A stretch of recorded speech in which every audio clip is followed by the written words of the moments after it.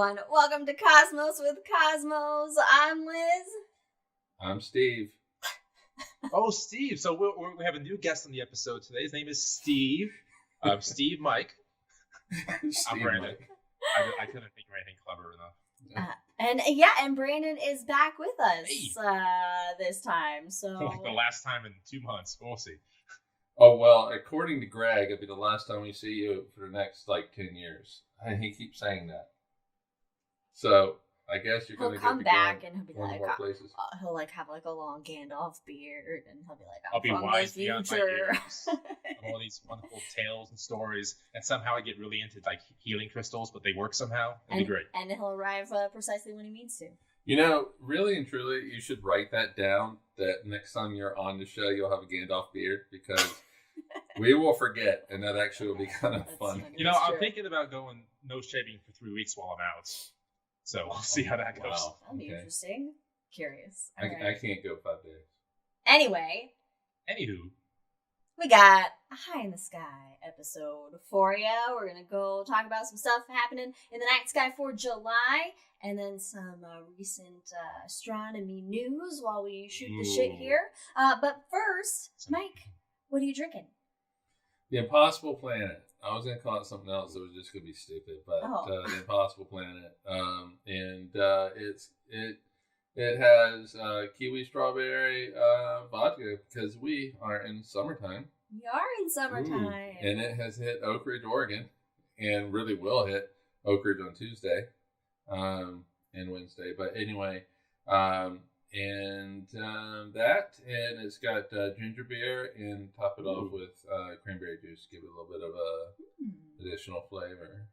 Nice, fruity, delightful, refreshing. Yeah. What do you got? I am drinking a pink conjunction, just like a conjunction that we'll talk about in the show. I have a conjunction. We're talking about grammar in the show. Oh God, no! A conjunction of grapefruit and orange soaked tequila and Sprite. Orange soaked tequila. Well, tequila infused with oranges. And then the Sprite. At this point, yes, it's exactly what it is. Pretty much. And a little orange slice in there. It's my favorite refreshing summer drink, which is otherwise known as a Paloma. Yeah. Or just go ahead and ruin the magic for us, Liz. Sorry. Saying it's not real. Brandon, what you got for us? Without ruining the magic, my first drink, because I have one of the wings here, is the Overcast on Titan. Oh. Ooh. It is 2 kinds of whiskey bourbon with, Pinot Seal, sugar, bitters, orange, and a cherry. Don't ruin the magic. Don't say what it is. Oh, that sounds just like a... I like it with 2 different kinds of bourbon. And then in the wings, we have Pulsars of Eternity, which is just freshly squeezed orange juice and vodka. Pulsars of Also Eternity. sounds like a... Never mind. Sounds like, I don't know, good song name, band name. Sounds like an asthma book. Oh, because it does. Yeah. I was thinking sci-fi, but I mean, you go with metal bands, but I was like, nah, that's sci-fi. Jack has a black raspberry iced tea with fresh picked berries. My God. That were ripe as soon as when he got back from the conference. Oh, and Ron. Oh, you saw Ron at the conference, Stars for All conference. Oh, if you want to find a gaggle, what's it? A constellation of planetarians. Here you go. We're gonna take that term back from Elon Musk. That's a good one. That's what a group of planetarians is called now. Officially, I decreed it a constellation. Well, you have the power. You're in leadership. You can do that. Of just one organization. But anyway, speaking of following and checking out cool planetarians, check out, if you're in the Council Bluffs, Iowa area, Jack's Planetarium, Rolling Bluffs Planetarium. He's the planetarian in the planetarium, so you can get a cool show from him. Also, Mr. Ron Proctor, check out the Mr. Proctor show. He does cool shit, talks about cool shit, makes cigar box guitars, and if you're feeling artsy, check out Wildixia, Wildixia on Etsy for some cool art. She'll do custom stuff. The one and only Katie Davison. Has she approved that, by the way? I mean, I Well, know she's not done. listening today, She's but taken. She's done. Oh, that's right, because she's visiting her friend. She's done commissions. She's taken commissions before, Okay, so okay. whatever. Give her work, people, regardless of if she complains about it. All right, now of course we have some rules or some games, what whatever about you following want. us and all the things? Oh yeah, follow us. I mean, God. rules are just meant to be broken, so Yeah, it's that's fine. true. Okay, follow us on all the things Good at Drinking guidelines, Cosmos on Twitter and Cosmos with Cosmos everywhere else. Check out the shot every other Wednesday. A little shot of astronomy science with us. And then tell your friends. Yeah.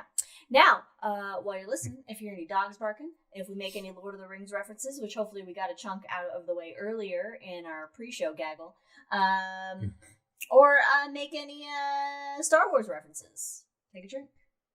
Okay.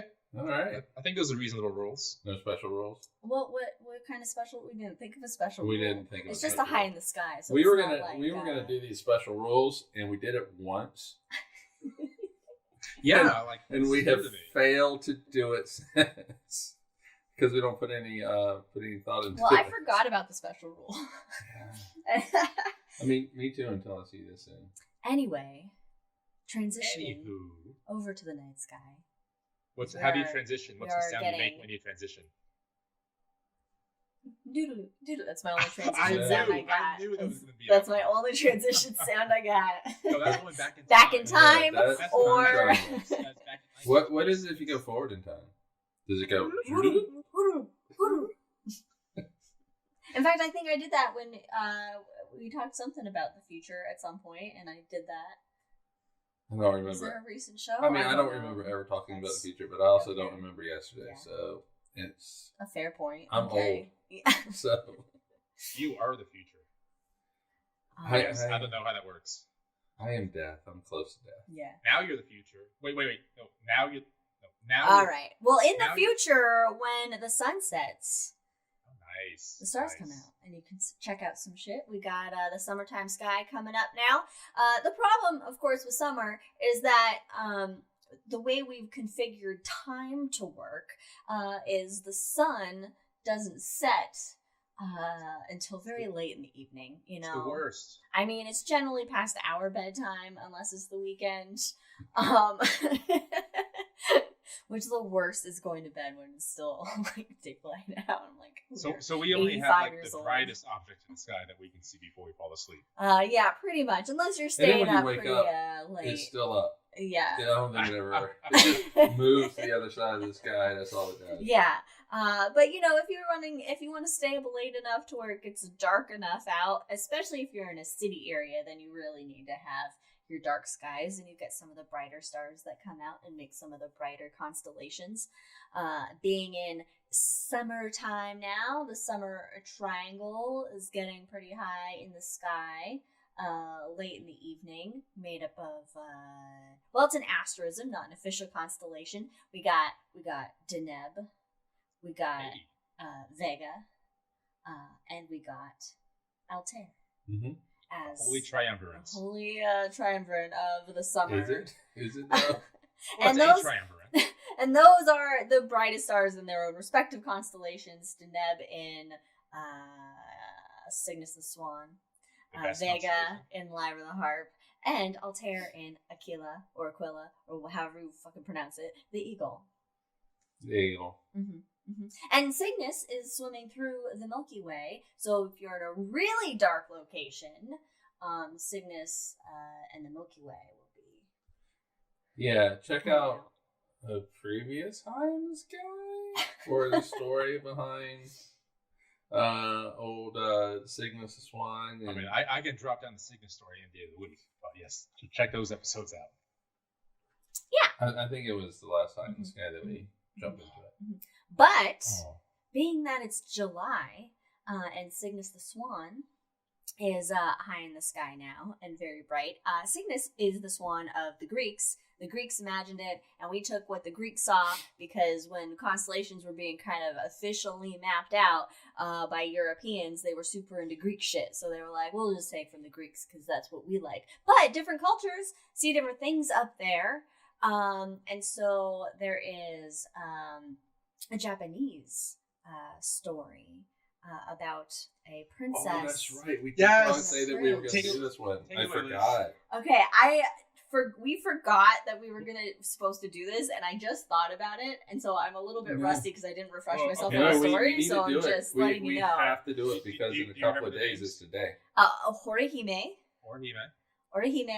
and Hikoboshi. And then the Sky Emperor. The Sky Emperor. Who is Bob. You got the first letter. You got the first letter. Tent. You're so close. Oh! You got one syllable left. Tenten? Tente. The Sky Emperor. Yes. All right, so we got the scene set here. You got the characters mostly in place. Let's do this. So we have Orihime, which actually means princess in Japanese. All right. Well, that's weird because she was like the princess of the sky. Yeah, she was a princess. And one day she met a cow herder named Hikoboshi. Hikoboshi. And they fell in love. They're like, hey, as one does. You're cool, and Yeah, cool with they each got other. the vibe together. They were happy. And so they fell in love, and they wanted to get married. Now here's where I'm getting a little bit rusty. Tente was like, hell no. He's Tente is the Sky Emperor, mind you. The Sky Emperor ruling the the sky. Who's the dad? His princess, their royalty is like a cow herder. I don't think so. You will marry, a royal bloodline as princesses do, right? And so he, what did he do? He locked her away, or he sequestered her. He separated them on each side of the river. We are just butchering the story. I know. So Tente is like, no, I don't like this. I don't want you to see her. This is just completely forbidden. So he created the river and threw them on opposite sides of the river. That's like I said, right. put them on other sides of the river. That's right. I was right. That's right. Yeah, but then the names got confused. So I thought you were like Hikoboshi separated them, and I got very confused. Oh, no. Tente. The Sky dad dude. Across the river. But then Yorihime, she was so sad. She missed Hikoboshi. She couldn't see him. She loved him. And so then Tente permitted one night a year. One day of the year. One day a year where they can meet. And what is it then? And cross the river. And that is Tanabata. And on what day is it? It is on July 7th. July 7th. And that is a festival that is celebrated in Japan in the summer. How do they get to each other, though? Oh, a bridge is formed by birds. By magpies. Magpies. They form the bridge once a year. It's slowly coming back to me now, and I'm picturing it. And when we were in the planetarium, we had a little show for little kids that had this story with little animations that we had made, and so I'm visualizing those animations coming in now. I think in The Hangover we should redo this now that we have the story in our heads and give it the good theatrical take that it deserves. That's a good idea. Or we could save it for a shot. Oh, a shot would be good. We could do all the. We could do all those for a shot. Yeah. But that was always one of my favorites because it was that just actually would be fun. We each pick one. A lot of fun. Yeah. And we do it. And so in Japan, they visualize that story in the night sky with the Milky Way as the river, and Cygnus is Orihime. Is it a festival of lights? It's the stars that are. Yeah, I think so. I don't know about the Festival of Lights. I think that's something else, but it might be. Okay, I mean they do something, right? Yeah. I mean it's a big thing. Yeah, it is is it like a week-long festival? I don't know. July 7th. Okay, well, anyway. That's all I know. So it's coming up. Well, by the time this airs, it'll be done. Oh, they would it'll have met. actually. Yeah. Well, hey, on the Twitters, we'll celebrate Tanabata on Twitter with our rate limit. We'll see how that goes. Okay. Anyway, so check out the Summer Triangle, soon as the Swan.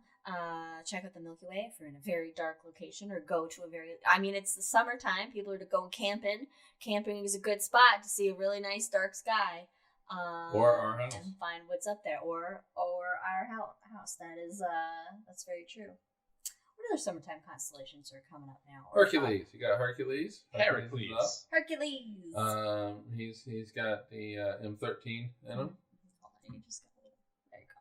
Thank you. Now, I guess the correct pronunciation would be Heracles because his mother's Hera. If it's Greek, Greek is Heracles. But I'm American. Is Say it it all how I want to say it. Hercules. No, Hercules, Mhm. Cleese. He's up there. He's got M13. Oh, you mean Huncules? Sorry. Scorpius is up with Antares, Sagittarius. Center of Yes, the in Milky fact, Way. I Right was between them. letting Leia out to go to the bathroom in the evening the other night. We force our after kids midnight. to pee outside. After midnight, and I looked over to like the southeast, I guess. That's pretty south at this point. I mean, because well, I can't tell, but it because was we in the have south, trees. and it was kind of, and it was rising. It was rising over some trees, and I saw Antares. so and the head of Scorpius was a line of stars. Yeah, it's more south. It's more south for Um, us because the trees are really big southeast. So.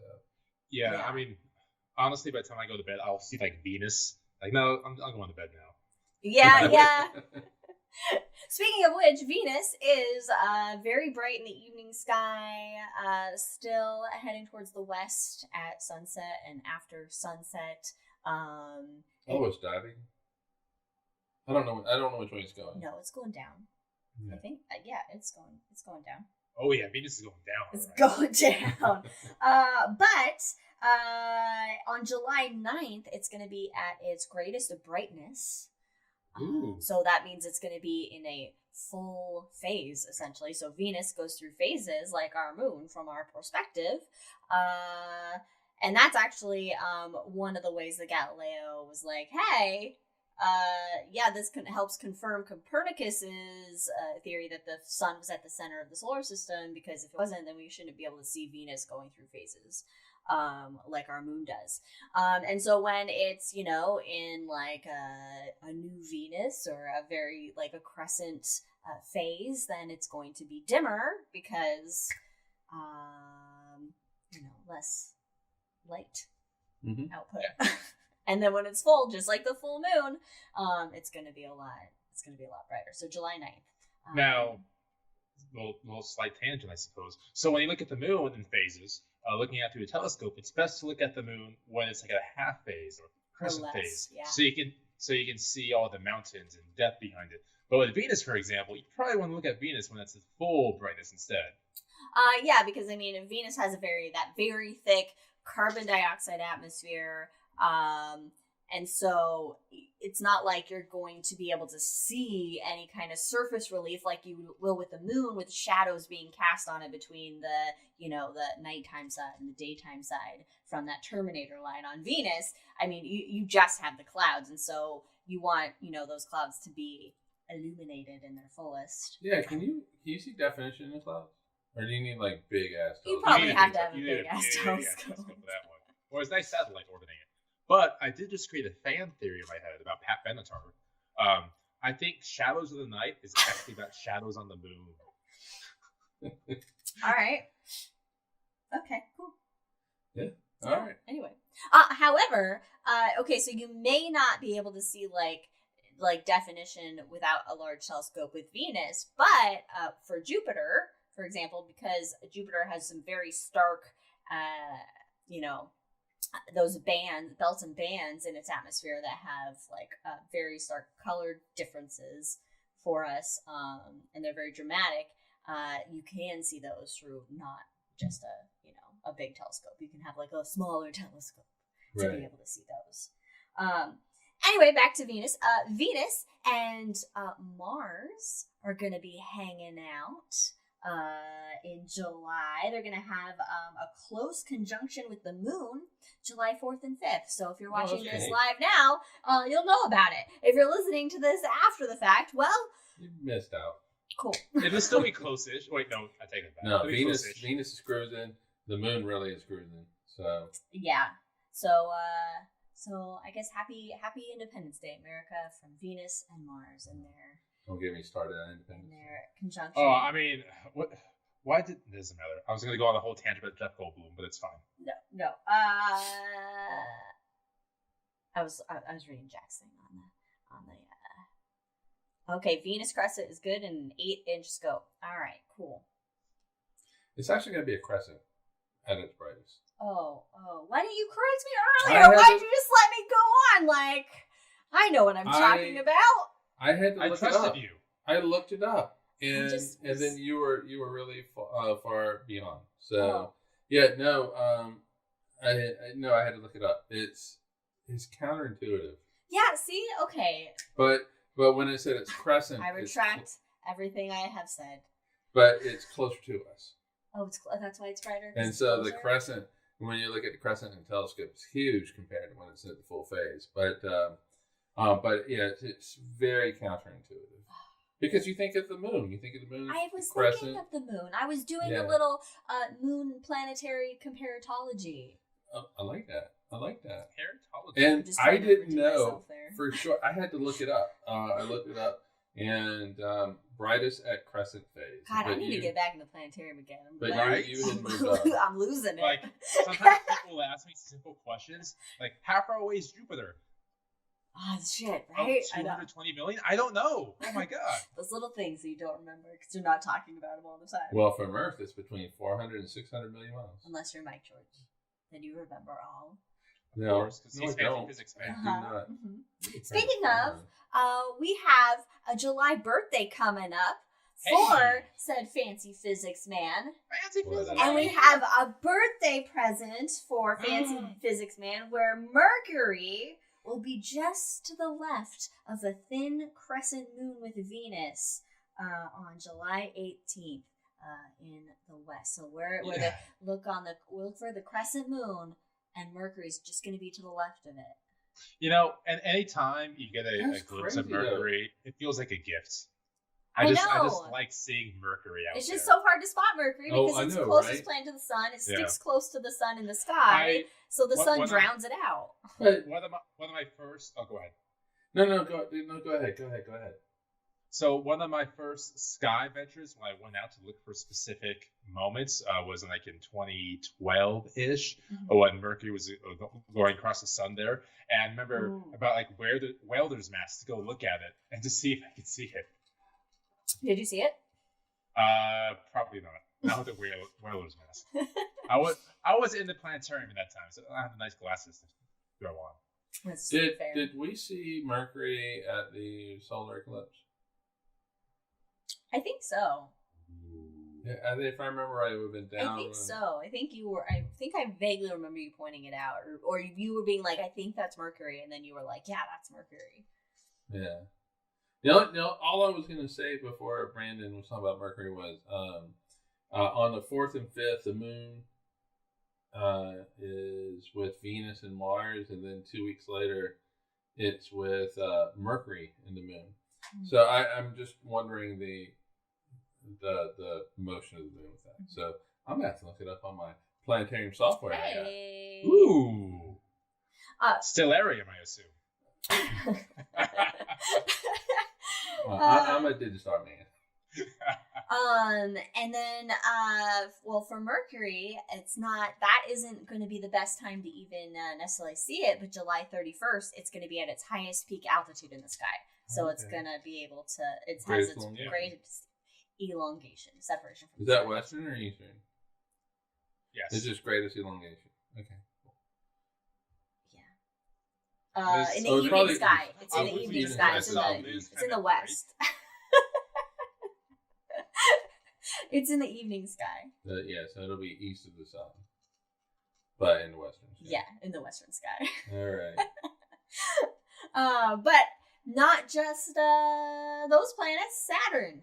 Saturn in the early evening on July 7th will be near the moon. Basically, find the moon, you'll find a planet. Yeah, You'll pretty find much. all- Pretty much. all of July, find the moon, Find a find planet. planet. Except for Jupiter. So it's just like, I'm going to do my own thing because I'm Jupiter. Fucking Yeah. Jupies. Goddamn Jupies. Jupies. We'll talk about Uh, Jupi Dupes later. Yes, we will. We will. Some other shit that's going on. It's just They a literally little said all minor, this shit. meteor shower. But we Yeah, might big notice one. it kind of well. The Delta Oh, Awkward that's meteor true. shower, July 29th through July 30th. So at the end of the month, there's about 10 meteors per hour. So it's what's every 6 not. minutes? hugely active or anything, but if you're in a dark area, and you want to see Like Oak Ridge. Yeah, you want to look at a meteor shower, or you got nothing to do, you just want to enjoy looking at the sky, it's a good time to just go enjoy looking at the sky and catch some meteors while you're at it. Catch them with baseball gloves? Yes. Yeah. Or you can catch They're a falling star. they're gonna be coming in hot though. Yeah, they will. Nice. Or you can catch a falling star and put it in your pocket and Make a save wish for a rainy day. No one's getting that. All right, Jack's got me probably. No. I'm turning 35. You don't know the song? No. What song is it? It's catch a falling star and put it in your pocket. Save it for a rainy day. That's all I remember. Is this like a kid song? No, I don't think it was necessarily. And it is now, but I think back in like the 40s, it wasn't. Oh, it's a 40s. Oh. Why would I know this song? It's been around Because for a it's from while. the 40s. It was in the 40s. And Brandon's from the 40s. It's fair. It's very fair. Very fair. Yes, I am turning 35. It was big in the 70s. Oh, the 70s? Man, Hell yeah. nobody's Brandon's seen from that the song. 70s. Actually, I am not from the 70s. Is from the this like- 60s. From No, the you're from the 40s. I might be from the 1840s. early 60s at best. Yeah. That's an AM radio song right there. But to be fair, AM radio does give you the good crackling sound behind everything, so it has a good characteristic to it. That is fun. Is any of that crackling the Big Bang? Probably That's just on the TV. Oh, probably, maybe. Yeah. like 0.5% of 1%. If that. Yeah. Speaking of Big Bangs, Boom. astronomy Hey. news. Astronomy news. Whoa. Astronomy news. Astronomy news. Big news, actually. A lot of cool news this We week. got some news. All right. But what just came out yesterday, because the first topic we have is James Webb. But James Webb just released a picture of Saturn yesterday. We're getting there. You don't read. Oh, the you notes, added do it? you? Oh. Well, That's I why I got made my shirt on. I made most of the notes. I like that shirt. Well, to be fair, she made the notes originally. Oh, it's right underneath. Yeah. Okay, I didn't. And then prepared everything else for the podcast. And you come in later I and snip that shit in. Fragments of ascending. I had a couple of conjunctions, and that's it. All right. Okay. Well, first pictures of Saturn from James W. Webb yesterday. Breaking news. So I was trying to think of a breaking news sound effect I You could use can't my do it. voice, but I Okay. can't. The near infrared camera captured the image of Saturn, and it's so pretty. It's just like this Oh, nice 20 hours? It's 20-hour shot? pretty. Oh, I didn't know Yeah. 20 hours. I mean, the rings are so like bright. They're so lit up. It just It's looks like this gorgeous. gold. I love how it looks Beauty. gorgeous. Like we're supposed to actually say that. Which Are you we just not? did. Looks gorgeous. In the notes. Looks gorgeous. We got to say it. Looks gorgeous. That's the view of it. It looks gorgeous. It does So look- everybody it's Google James Webb Space Telescope Saturn pictures. In fact, my mom sent it to me yesterday. She was like, check. And then at first I was like, wait, is this one of those like fake bullshit pictures you found on the internet? And then I was like, wait, is this from James Webb? And she was like, yeah. I was like, oh shit. So then I Googled it and I was like, all right, it's Yeah, legitimate. no, she's always watching for that stuff, and she'll send us Uh-huh. any kind of news, any kind of pictures. She sends us all that, and I try to be a good son-in-law and do the same thing every once in a while. I would try to do the same thing to get all the JPL emails and stuff, but 90% of the time I forget to do it. She forgives you. In other James Webb Space Telescope news, it has found signs of an essential carbon molecule in a planet-forming disk. A molecule in a planet-forming disk. How many light years away? That's amazing. I did not get the light years of it, but the molecule is methanium, which is also known as methylcation. It's a carbon compound that's thought to play an important role in organic chemistry by helping to build more complex carbon molecules, which are the foundations to life as we know it. My God.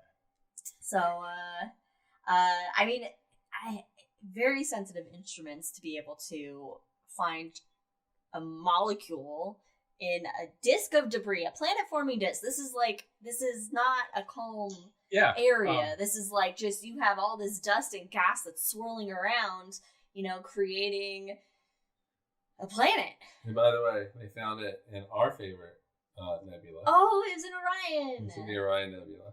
Which is a hotbed of, a stellar formation and planetary birth. And if you go back to listen to the Orion Nebula episode, hot dogs apparently. And hot dogs. That's a deep cut, folks. Yeah, that was very deep. Wow, that was. On Tuesday, we're having hot dogs. Uh-huh. We're gonna call them. I guess we should call them Orion Nebula hot dogs. Orion dogs. We started a hot dog company called Orion Nebula hot dogs. Orion Sword. Canis Minors. Canis Majors hot dogs, because they were the dogs of Orion. Do you really want to do that though? That's weird. No. But anyway, this is exciting because it's like, look, these all the shit that's inside of us is we can find it out there elsewhere in the universe, all coming together. All the stuff that makes us, that makes bugs do things and plants do things, like exist. We're starting to find that stuff elsewhere out there that's also coming together, and we can learn about our solar system's formation and evolution, and maybe find, this isn't something as poetic else. as you were getting at, but that reminds me of one of my favorite Voyager, Star Trek Voyager quotes, is Janeway's looking out to a nebula, and she goes, "There's coffee in that nebula," which technically, yes. That's great. There's coffee in that nebula. Also, there's vodka. Yeah. And speaking of formaldehyde. which, my vodka has risen to the top of my drink, so this is going to be hell of a sip. Let's watch him. Let's watch Brandon. Watch if you're listening on the podcast. I'm looking at my drink, and I can can watch on see YouTube to see him. There's clearness. There's about a quarter inch clearness before it gets to the orange juice. So I think all the vodka has risen to the top. Is clearness a word? So we're going to see how this goes. We're gonna be talking politics before the end of this episode. No, so what happened? The ice rose to the top and melted. And so it's just water. So it's just water. I just drank water. All right. What's up next? All right. Well, okay. So we got organic chemistry possibly going on in planet forming disks. But the organic chemistry here on Earth, everybody, can help find asteroids. Oh, nice transition. There's a asteroid hunting mission that is looking for assistance of just people that are like, hey, I got some free time. I can look around for asteroids. Brandon has a lot of free time. NEO's surveyor would complement ground-based asteroid hunting work by looking for near-Earth objects from a place in space, aimed to finding 90% of city killer-sized asteroids. Can I just take a little detour for a moment? Please do. I was going to do the same thing. When we did Attack of the Killer Space Rocks at Dorrance, my favorite section was blowing up Phoenix. Oh, yeah. You have mentioned that many times. Yeah, and it was all centered on Arizona Science Center. Very Freudian. Yep. Yep. Well, us humans, what do? We slow down to look at the car wrecks. We like explosions. America's obsessed with guns. Slow down. I want to keep my traffic flowing. But it means you need to slow down because everybody else is slowing down. But you're not going to be able to be, fascinated with all the death and destruction when it comes for you and hits your city. And asteroids are a big threat to the Earth, and that's why we moved to Oak Ridge, not a big city. That's true. So the asteroids are just going to ignore us. I mean, depends on how big that asteroid is and the nuclear winter fallout that happens afterwards. But okay, the way that you can help, if you have some free time, is write a letter to your congressman and tell them to fund the NEO surveyor. And there's a couple easy ways to do that. Of course, you can check out Planetary Society. They'll have templates you can use, fill in name, fill in that XYZ. You can, so there's lots of ways to do that. Yeah, you don't have to use a phone at all. You can No. just Although, if submit you do something use a online. phone, it will annoy their assistants, and the assistants eventually bubble up to the congressman, so I suggest doing that. Oh, okay. So you want to help fund this planetary Just defense annoy mission. the fuck out of them. Yeah. Along with all the other things that you can call them about, like women's to rights be and, fair, finding the trans asteroid rights is and- low down on the totem pole of what the hell they need to do and do better. True, but at the same Yeah, time, it is but- kind of an unseen threat that, because if they're coming from the direction of the sun, we're kind of fucked if it's a big one. Do we need to go back to Russia to Chelyabinsk? yeah? Chelyabinsk. Chelyabinsk. I got yelled at for that, so that's how I know. Chelyabinsk. Oh, who No, yelled I at don't know you? what It was a Russian lady who came to see a show, and I call it Chelyabinsk, and she goes, "I really enjoyed the show, but you named the town wrong." And like she went out after me for like 5 minutes about how to pronounce And it. Well, then you It's go, always Chelyabinsk. lady, American, we don't know how to pronounce shit. But- That's foreign. but- We won the also- space race. Yeah, we beat you to the moon. We have the Well, right this to is the only Russian call it accent I can anything do. that we want. Volga. the way we want to call it. Volga. Volga. Chelyabinsk. One of the Chelyabinsk. books I'm Volga. reading has a Chelyabinsk. Russian narrator, and they write as if he has the grammar of a Russian. So I try to have it in my head, but I still can't say it. What's the book? What's the book? I've never read it before, so I felt it was time to do it. The Moon is a Harsh Mistress. Okay. It's a seminal work of Oh, science fiction, that's a nice title. isn't it? Man. Because when I finish the book that I'm reading now, I need to move in a different direction. Oh. And it was gonna be red Mars, blue Mars, red, Folks- green, blue. Join us in the Hangover as we decide Mike George's next book. Yeah, and I'm also reading a book, but you can find out what that is in The Hangover. I'm so excited. But She is. for I right- can. but for right now, we have some monsters. Oh, this is the coolest We news have of the week. I'm monsters so out in excited, the and I feel universe. this is a Mike George topic. Yes. Do you want to take this one? No, I'll let you take it. Okay. Monster, you can expand upon it when I don't know what I'm talking about. Monster gravitational waves have been spotted for the first time. There are right. monsters in the cosmos. So using pulsars, basically they had tracked changes in the distance. Pulsars, by the way, are like standard. Are they the standard candles, pulsars? Not necessarily standard candles, but they But keep they're- time very well. Yeah, they People have can find a- out. Yeah. Yeah, their spinning frequency basically is the Yeah. same, and you can Yeah, and so when they slow down and speed up, you know something's going around it. Yeah, and as a matter of fact, you can keep track of how fast they spin by a hydrogen molecule and see how fast they go, and you can track it. There you go. They're very specific in the rotations. So basically, astronomers have been tracking the distance between Earth and pulsars, and it's showing that basically space is being stretched and squeezed. So our distance between the two These changes, is changing, but slightly, but enough for us. but to enough measure. to measure it. And so essentially it is gravitational waves that's causing this sort of jiggling that the Earth is experiencing, like ripples through a pond going Like- through the universe. Even better. You know, it is, that's what's happening.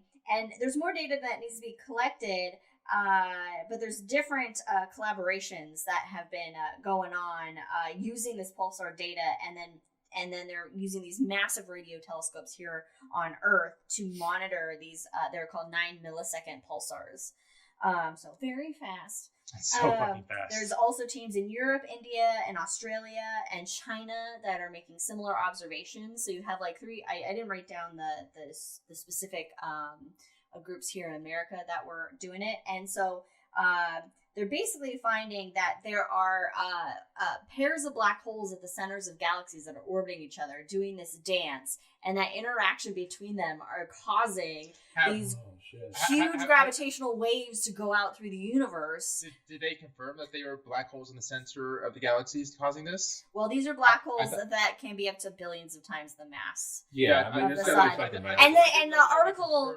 the article that I read did say in the hearts of galaxies. So, What else could it be? you know, so you have binary, supermassive binary black hole pairs that are in orbit, having a dance, and that, you know, that gravity between them and everything is just causing these just huge gravity waves to go out through the universe, and we are feeling it. You know what's very crazy though, minutely. is that we're able to measure it. Yes. That distance because yeah. Because there aren't just two. I mean, the separation, the change in distance, can't be that much, and so to be able to, because if it's a lot, it's going to rip us apart. You know, it can't be too big. So you know, you're talking small changes in separation. So we're able to pick that out. We're able to determine that change in distance based on how we're moving, how galaxies are moving relative to each other. Brandon has his hand up. He wants to say something. Go ahead. I have a question for Fancy Physics Man. So when you say it's moving back and forth, but not to destroy this, how big of a wavelength of a difference are we looking at in these ripples in space? Microns here? Are we measuring microns or what? Yeah, you're talking. I don't know what I know that, like, for example, LIGO, when it detected gravitational waves for the first time, and it was the big groundbreaking. Oh, these things exist. Einstein was right once again. That was from two black holes merging together, but they weren't like, you know, and that caused like very low frequency gravitational waves that LIGO was sensitive enough to detect. Whereas apparently the detection of these gravitational waves, like these are a lot bigger waves than the ones that LIGO had detected. Yeah, I mean, that makes sense. But still, I mean, you're still longer or bigger? Whatever the correct terminology to use when describing waves. I would think amplitude. Because the waves are going to be, the frequency of the waves is a measure kind of how far the black holes are from each other. So you're probably talking amplitude. And so amplitude definitely is going to be the measure of the strength of the wave. Like if it hits you, that's not, if you're at the ocean and you're sitting out in the ocean and you get knocked over by a wave, you're not knocked over by the small waves, you're knocked over by the bigger ones, which have the larger amplitude. So they're taller. I don't know, I'm pretty weak. Well, okay. For you, little waves. For me, I have a above average girth. You saved Katie's ex-boyfriend from the waves in Hawaii. Oh, I did. He was getting pummeled by some waves. I came over and just grabbed him and dragged him out. I grabbed him and walked him out of the ocean. That's hilarious. I mean, he was having the most difficult. I forgot about that. He was having the most difficult time. He even said to you, "You're like, you saved me." He was like, "You saved me." Yeah, and so I mean, my girth has helped me on a couple times, but yeah, I mean, yeah. So you're not talking, but the wavelength itself probably isn't all that great. But even the amplitude, though, is not going to be enough to. But also, though, is you don't have just two black holes in the universe going around each other. There's a lot more. There's all these, it's all these black holes that are, in orbit. And so you get constructive and deconstructive interference with these gravitational waves. And so people are smart. People are real smart. And also real dumb. But real smart. It's a very extreme But to be able to measure it amongst all the other, I mean, just noise. Yeah, and also to think about, hey, let's see if if our distance between pulsars is changing. And what that could mean. There was another bit I was reading about, which maybe Fancy Physics Man could chime me in here. We couldn't make these measurements before because we didn't know the exact position of Jupiter. Is that ringing a bell? It does not ring a bell. Yeah, okay. But so interesting. From what I read, one of the main drawbacks of not being able to make this measurement earlier is that we didn't know exactly where Jupiter was in the sky. But now, of course, since our instruments have advanced in the last James Webb, we know exactly the measurements of where Jupiter is supposed to be, so we can tell where these wavelengths are coming from, and at that point we can discern. I would think that it would have to be because we know where Jupiter is. I think it was within 100 meters. That, yeah. I mean, that's what I was going to say. Like there was going to be, It would have to be like It's not like within 2,000 miles or two light years. No, within like a football field distance of where Jupiter is. no. Okay, I get that. I can completely say yeah to that. I get that. I understand that. I mean, because when you say Jupiter's right there and you point to it and you get coordinates for it, there's still a little bit of error associated with it, and so well, good. Our technology's gotten good enough to where we can really pin down where the planets are. Well, I would hope so, given that we can measure apparently our distance between pulsars changing. That sounds like an impossible task, Liz. You would think so, but it's not. And it's not the only impossible thing that exists in space. There's been an impossible planet found, ladies and gentlemen. My drink. An impossible planet. It is a Jupy-Jupes-like planet, so a large gas giant-esque of a planet. It is 520 light years away. Oh, super close. And its name is Hala. Hala? Wait, the Hala or like the good bread Hala? Well, how's the bread spelled? Because it's Halla. Oh, the Hala is CH. It could be a survivor planet. A planet that shouldn't have existed. It should have been destroyed. But it's possible it survived its host star running out of hydrogen and beginning helium fusion and expanding out, essentially out to its orbit. So the star inflated up to 1.5 times the planet's current orbital distance before it has shrunk down to its current size, which means it engulfed the planet. A star engulfed the planet, and the planet survived it. Hala, so hot right now. Which is pretty unlikely for that to happen. It's unlikely, especially but not a gas impossible. giant. Because for example, when the sun goes red giant eventually, it will swallow Mercury, Venus, and it will get the Earth as well. But for a while, the Earth will still orbit within that atmosphere. So if you have the correct planet with correct star, it's very unlikely, but it's possible for it to survive after it it's crashes. very thin atmosphere. Yeah.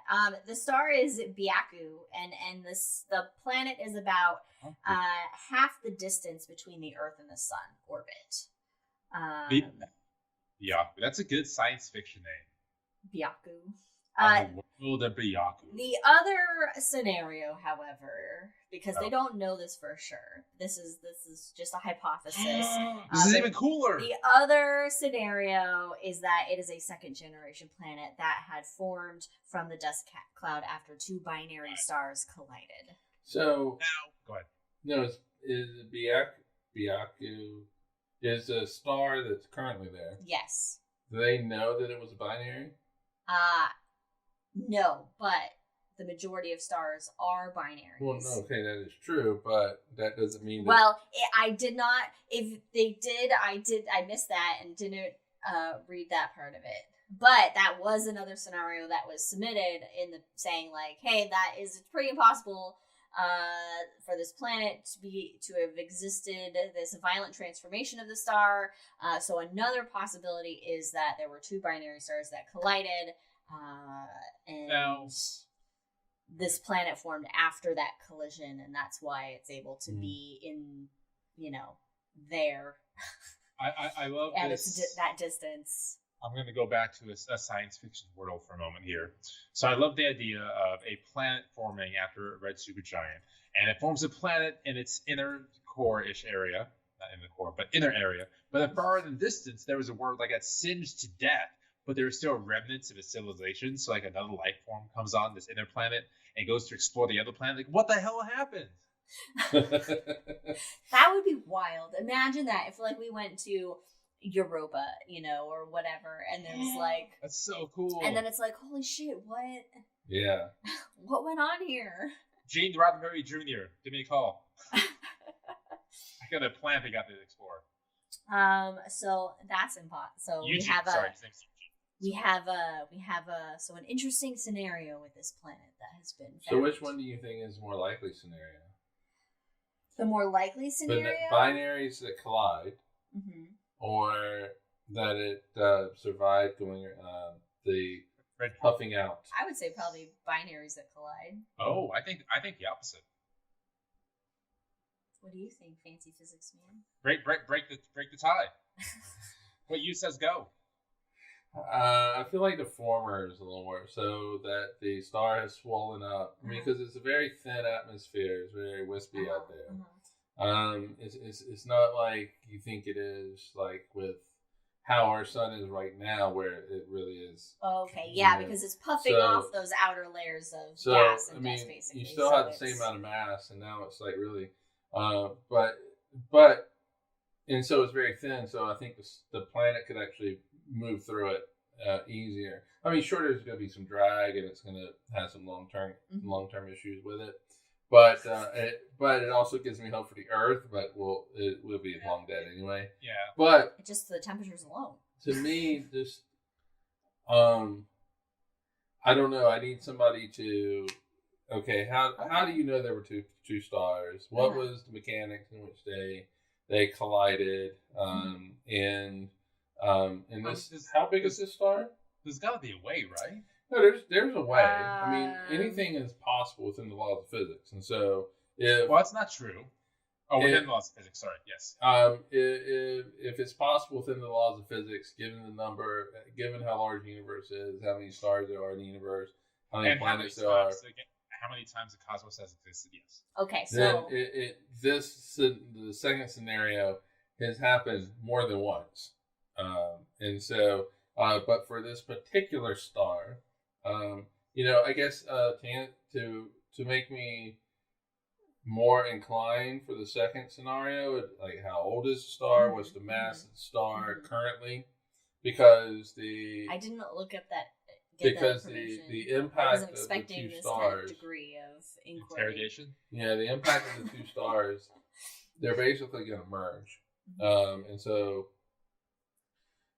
how big is the star? Red giant? Well, I mean, it's going to. Okay, so if you have two Sun-Earth stars, you're basically going to create a star that is twice the mass of the sun. That definitely changes its evolutionary track. So are these smaller than the sun? Are they bigger? Is Biaku? Is it was it bigger than the sun? I mean, if you have two stars that combined and survived, well, the smaller star fell into the bigger one, basically. And so I just have more questions to make me. And it's the lack of knowledge of those questions, or I mean the answers to those questions, that makes me then want to accept the first scenario where it's just going through the outer atmosphere, just because it seems safer to me. Yeah. Yep. You know what I mean? So give me more information. I'll take that second scenario. I'll find the article and send it to you. Yeah, I've just the very first planets. The very first planets discovered were around a pulsar, which raised this whole second generation planets question, because the planets I think there were 3 planets, and those planets, how did they survive a supernova explosion to make the pulsar? So it's not unheard of that you can have these second generation planets that form. You just need to know the details of what happened first. I love the construct of time and how long these events would take to create a second generation planet. Oh yeah, it's just mind blowing. I love it. Yeah, but planet formation. Okay, I mean, in the grand cosmic scale, planet formation is quick. Very quick. It's very quick. It's like you making a little breakfast sandwich. Crack the egg open, destroy the first planet. A sandwich, and there you go. It's like a 5-minute deal.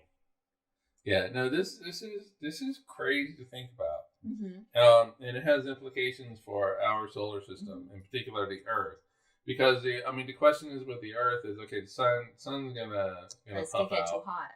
and it's gonna get too hot. So life's not gonna be here. Yeah. Oh, no. So Life as we know it. I think life, in some extent, will exist somewhere deep inside the Earth. Tardigrades? Yes. Okay, all right, but Microbes, Well, little there things will that be no can- more water. yeah, but I mean, this has real world implications for Earth, because this scenario is going to happen where the sun is going to become a red giant, and so what's going to happen to the Earth? Are we able to, Could we make build it through? something that could push the Earth further out? Okay, Yeah, so there's a it's big great rocket show man. on Netflix about that. So yes, there is. Okay. I think they took like 18 point whatever million Saturn V rockets to push the Earth out of the orbit. It's a Chinese. How a Chinese many? show. How many nukes do we have? Can we convert them all? Oh, you don't to- want nukes. You don't Yeah, want can to- we you want convert an them? engine. Yeah, you You want definitely some want to. world engine. Start digging. But it's all just a matter of scale. If you can push an asteroid, you're not wanting to impact to push Earth. No, Because that's that not just the- kills That's everything. not the method. You actually If you want can that. dodge a wrench, you can dodge a star. You're gonna want an engine to push, Well, we got a lot of energy in our core. but it also can't We've be. been working out the last 4 billion years. We got this. Been pumping iron. But it can't be high impulse. It needs to be. All right, so Low and consistent. if you fire an Too engine fast. We're all that like, is so oh! well, but not Put only your that, seatbelts on, everyone. Whoa! Like we're on a bus when the bus starts going. yeah, but This is not what we only went to the Hangover. but not only that, you don't want it shooting through the Earth either. So just slow and steady pushes us out. We better get started on it now because it's going to take us a That's while. why you It make and- that's why I make all of South America an engine to push us out. Oh Jesus! Okay. Meanwhile, all of South America is like, well, what about us? Low warp. Low warp. That's the Low way warp. to go. Need low warp. Which Well, maybe would we do can, in the next 20 years for the Vulcans to contact us. Maybe SpaceX can provide us with some low warp technology now that they're going I see what you're doing. a little European. For our next bit of news, Whew. Jesus, Right? We went off there. SpaceX is launching ESA's Euclid spacecraft Hell yeah. on a Falcon 9 on July 21st. So coming up here, First or 21st? 21st. Oh yeah, first. Oh, July 1st on today. What day is today? Yesterday? I guess yesterday. Is today the 2nd? Today's the 2nd. Motherfucker. Jesus. Okay. Well, I guess it happened What is already. time? And it's gonna hang out where James Webb is chilling at the L2 point, and it's gonna be studying dark energy. Well, it's about time. Now the problem for ESA was they didn't have any launch vehicles available for this launch, Really? and so they had to get a little help from. Which is absolutely fine. I like when space companies come together to, But better society. in general. NASA is actually a partner in this Euclid mission anyway. NASA has supplied some infrared detectors for one of its instruments.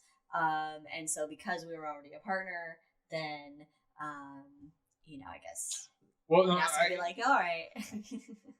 you can't say because NASA's already a partner. SpaceX is completely private. Of course, it has contracts with NASA, but SpaceX launches an incredible amount. Are those contracts? What's the word I'm looking for? Like where they have to can only work with NASA? No, not Like at all. Exclusionary. Not at all. They've worked with a variety of customers. And say what you will about the owner, and I will agree with you. Whatever you say about them, Love them. not that. No, But I absolutely hate them. Liz knows. She looked But- at me, but she knows. But SpaceX itself has been just a revelation. It's been phenomenal. It launches once a week. it's launched within 12 hours, 2 hours of each other on different coasts. Yeah.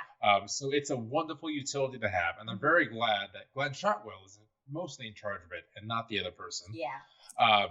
So the head of ESA recently said, "I'm so happy that we got 2 launches within 2 months of each other. I can get used to this."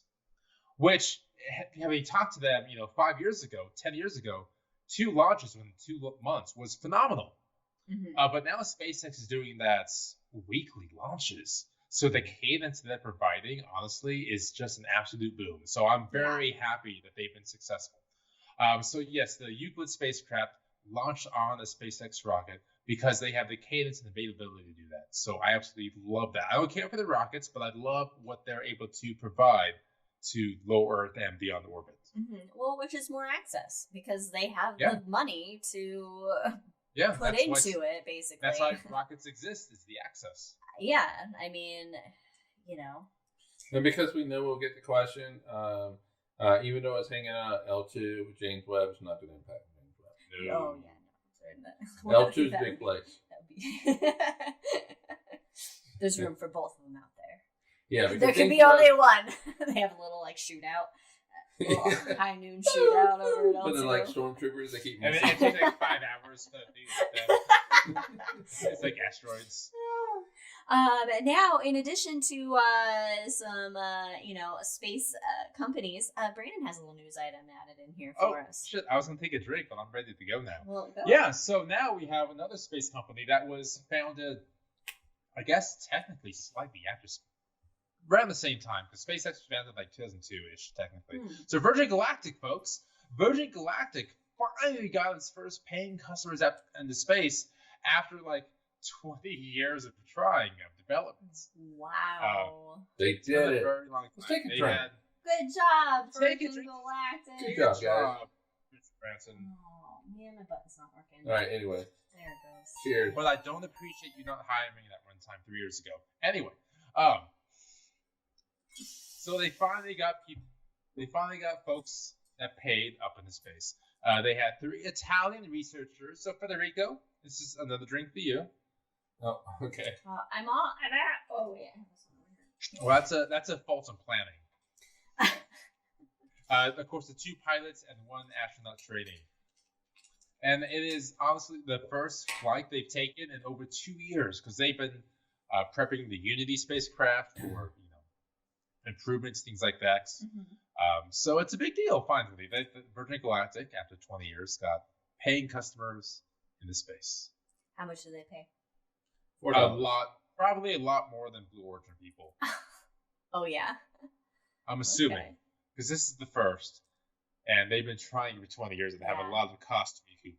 Oh my gosh! Well, good job. Would you do it? First flight? Would you do it? No. I would fly with Blue Origin. I don't think I would fly with. I would, but I would prefer Blue Origin. If it was free. Because there are so many fail safes in Blue Origin. You can eject, the parachutes, retro rockets. But with Virgin, not so much. But that said, I would still fly with both of them. In case one of them I apply for and they look back in this podcast, I would fly with both of them. They're both equally very safe. Well done, Brandon. Oh, man. Well done. Well,